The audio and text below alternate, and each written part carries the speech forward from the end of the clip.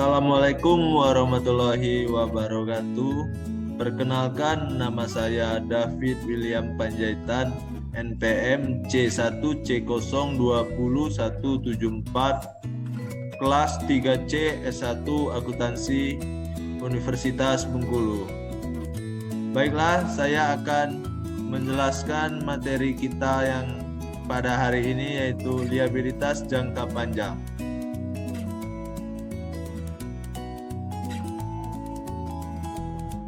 Materi selanjutnya, metode suku bunga efektif, yaitu obligasi diterbitkan dengan diskon.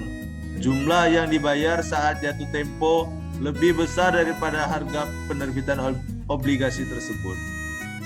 Obligasi diterbitkan dengan premium. Perusahaan menjual obligasi dengan harga lebih tinggi daripada nilai nominal yang dibayarkan saat jatuh tempo. Penyesuaian terhadap beban bunga obligasi dicatat melalui proses yang disebut amortisasi dengan menggunakan metode suku bunga efektif. Metode suku bunga efektif, dengan menggunakan metode suku bunga efektif ini, beban bunga periodik dicatat pada persentase konstan atas nilai buku obligasi tersebut. Metode suku bunga efektif.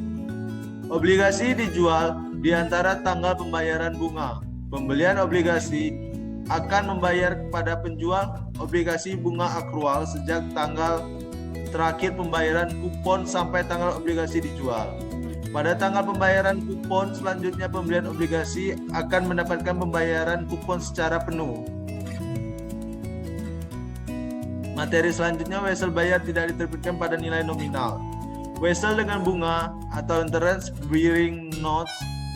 Akuntansi pada wesel bayar dengan kupon atau bunga serupa dengan akuntansi pada obligasi. Jika terdapat diskon atau premium, maka jumlah tersebut diamortisasi selama umur wesel bayar dengan menggunakan metode suku bunga efektif. Situasi wesel khusus. Wesel yang diterbitkan untuk properti, barang, dan jasa. Ketika melakukan penukaran instrumen liabilitas dengan properti, barang, atau jasa di dalam transaksi tawar-menawar, maka suku bunga tercantum dianggap wajar, kecuali tidak dicantumkan suku bunga atau suku bunga tercantum tidak masuk akal dan nilai nominal berbeda secara material dengan harga kas saat transaksi untuk item serupa atau dari nilai wajar instrumen liabilitas saat transaksi. Situasi wesel khusus. Pemilihan suku bunga. Jika perusahaan tidak dapat menentukan nilai wajar atas properti, barang, jasa, atau hak lainnya, dan belum ada pasar tersedia untuk wesel tersebut, maka perusahaan harus memperkirakan suku bunga yang dapat digunakan imputation di dalam menggunakan metode suku bunga efektif. Pemilihan suku bunga dipengaruhi oleh suku bunga berlaku untuk instrumen sejenis atau faktor seperti perjanjian pengikat, jaminan, jadwal pembayaran, dan suku bunga utama. Wesel bayar mortgage. Wesel bayar mortgage merupakan wesel dengan jumlah jaminan dokumen yang menjanjikan hak untuk properti sebagai pengaman pinjaman.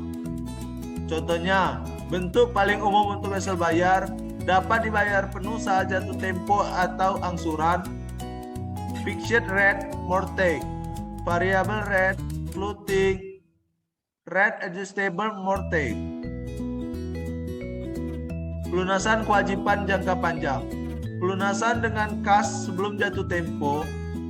Harga reakuisisi lebih dari nilai buku bersih sama dengan rugi. Harga reakuisisi kurang dari nilai buku bersih sama dengan untung. Pada saat reakuisisi, premium atau diskon harus diamortisasi sampai tanggal reakuisisi tersebut. Pelunasan kewajiban jangka panjang. Pelunasan dengan pertukaran aset atau sekuritas. Kreditur harus mencatat aset non-kas atau bunga ekuitas yang diterima pada nilai wajar, debitur mengakui keuntungan sebesar kelebihan nilai buku terutang terhadap nilai wajar aset atau ekuitas yang ditransfer.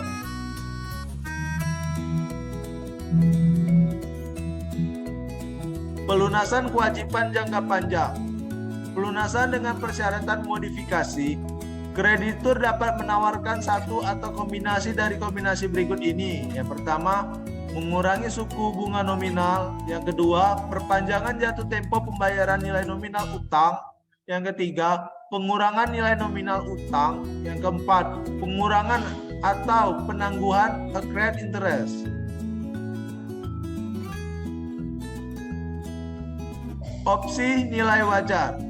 Perusahaan dapat memilih mencatat pada nilai wajar pada akun untuk sebagian besar aset dan liabilitas keuangan, termasuk obligasi dan kues bayar.